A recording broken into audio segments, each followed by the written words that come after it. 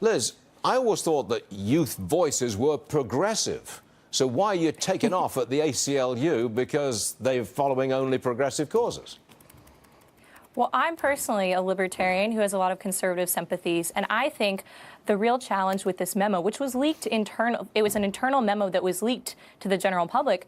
The issue is it shows that the ACLU is focusing a little bit more on pandering to their partisan progressive base than actually defending the constitutional principle of free speech.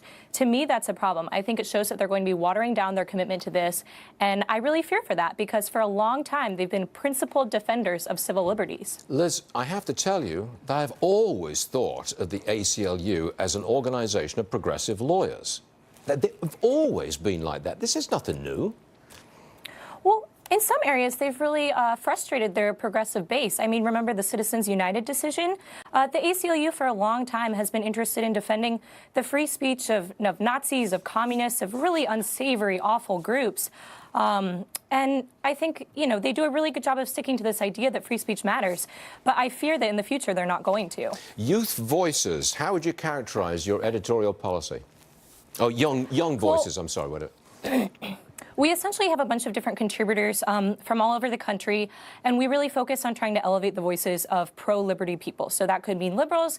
Most of the time that means libertarians and conservatives who are interested in trying to be a voice against the sort of the direction we're going in. What do you make of Trump? Oh, man, he does some good things. He does some very bad things. Not exactly my expertise area. I really focus on due process, free speech, and the way young people think about free speech these days. Well, we're told that free speech is under attack because of President Trump. Where do you stand on that?